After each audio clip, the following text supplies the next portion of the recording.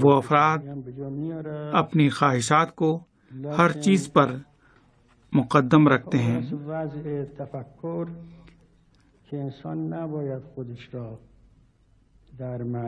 نماز بھی پڑھتے ہیں، روزے بھی رکھتے ہیں اور عبادات بھی بجا لاتے ہیں، لیکن ان کی سوچ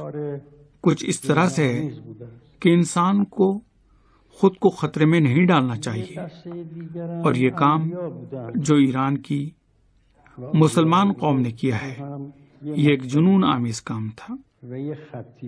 ایک گروہ انبیاء اور بزرگ اولیاء کرام کا تھا، ان کا بھی ایک مکتب اور ایک طرز زندگی تھا۔ وہ اپنی ساری زندگی اس بات میں صرف کرتے تھے کہ دنیا میں جہاں کہیں بھی ظلم ہو رہا ہے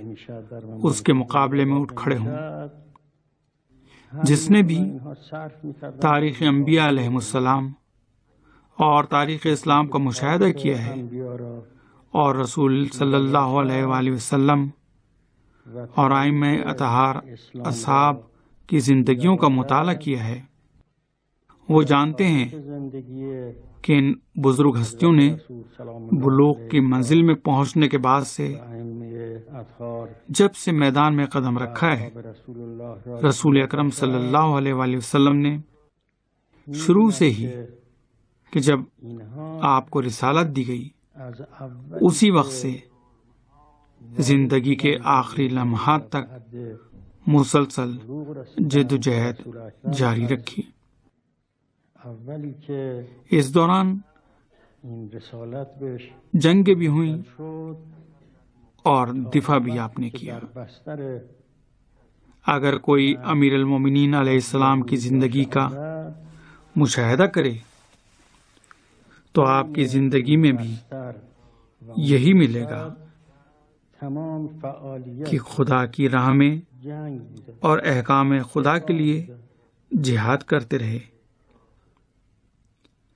البتہ بقیہ ائمہ علیہ السلام نے بھی یہی کیا، مگر ان کے درمیان امام حسین علیہ السلام کا جہاد اپنی مثال آپ ہے۔ اگر سید الشہداء سلام اللہ علیہ کا طرز فکر اپنی زندگی کے مقدس افراد کی طرح ہوتا جو یہ چاہتے تھے کہ مدینے میں ہی رہیں اور رسول خدا صلی اللہ علیہ وآلہ وسلم کے جوار میں رہ کر عبادتیں کرتے رہیں، تو پھر واقع کربلا ہرگز رونما نہ ہوتا۔ آرام و سکون سے مدینے میں رہتے اور معاشرے سے دور رہ کر دعا و نماز میں مشغول رہتے، لیکن امام حسین علیہ السلام کا طرز فکر کچھ اور تھا۔ اگر ائمہ علیہ السلام ظالموں سے گٹھ جوڑ کر لیتے تو آپ کا احترام بہت زیادہ ہوتا، اس لیے کہ خلفائے وقت یہی چاہتے تھے کہ ائمہ علیہ السلام جیسا بھی احترام چاہتے ہیں کریں گے، بس وہ تبلیغ سے دستبردار ہو جائیں، یعنی دعوت حق نہ دیں۔ حضرت امام موسیٰ کاظم علیہ السلام نے جو کئی برس تک جیل میں رہے، یہ اتفاقی مسئلہ نہیں تھا یا بعض ائمہ کو جلا وطن کرنا اور ان کو مدینے سے طلب کر کے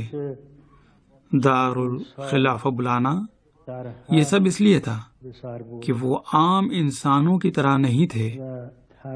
کہ جن کا کام صرف درس پڑھنا یا پڑھانا، مطالعہ کرنا اور رسول خدا کے جوار میں عبادت خدا بجا لانا تھا۔